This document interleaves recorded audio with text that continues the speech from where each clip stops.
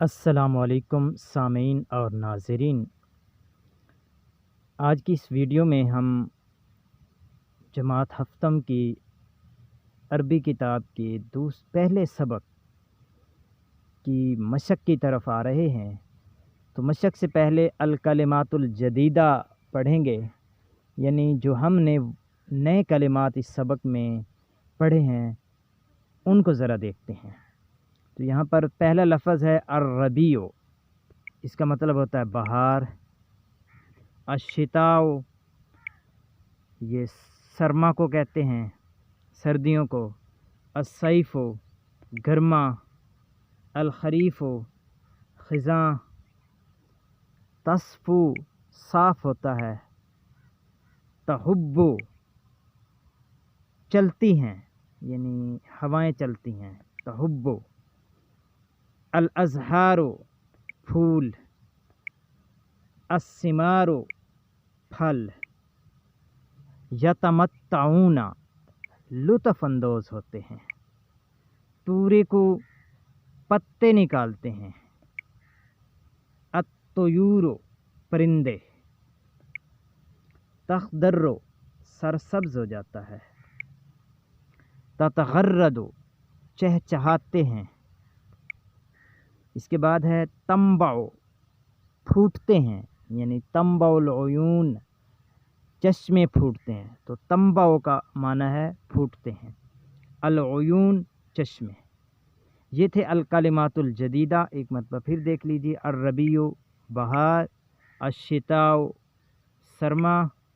الصیف، گرما۔ الخریف، خزاں۔ تصفو، صاف ہوتا ہے۔ تحب، چلتی ہیں، یعنی تحب الریاح، ہوائیں چلتی ہیں۔ الازہار، پھول۔ الثمار، پھل۔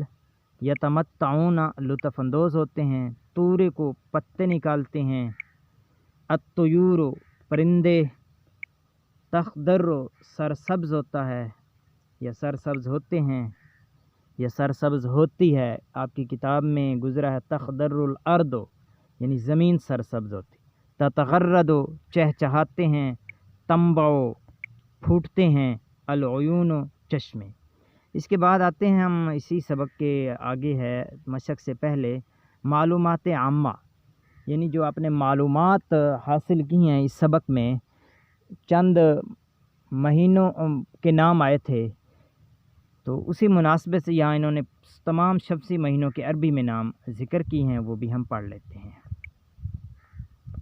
تو سب سے پہلے ہے جنوری، اس کو عربی میں ینایر کہتے ہیں، اور فروری کو فبرائر۔ مارچ کو مارس۔ اپریل کو ابریل کہتے ہیں۔ مئی کو مایو کہتے ہیں، اور جون کو یونیو کہتے ہیں۔ جولائی کو یولیو کہتے ہیں۔ اگست کو اگستس کہتے ہیں، اور ستمبر کو سپتمبر کہتے ہیں۔ اکتوبر کو اکتوبر کہتے ہیں۔